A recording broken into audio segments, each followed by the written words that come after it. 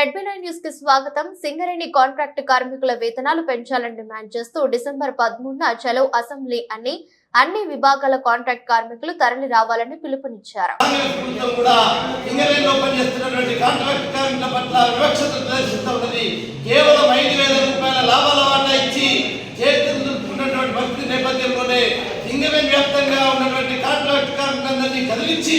మరొకసారి ప్రభుత్వం పైన పోరాడేందుకు ఈ అసెంబ్లీ సమావేశాల్లో చలో అసెంబ్లీ కార్యక్రమాన్ని కూడా పిలిపిస్తూ ఉన్నాం.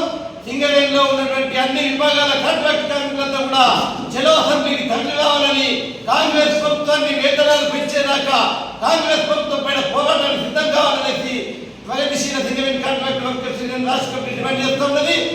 కాంట్రాక్ట్ కార్మికులంతా కూడా వేతనాలు పెంచేదాకా, తమ వేతనాల పెంపుదల జరిగేదాకా ఎక్కడికక్కడ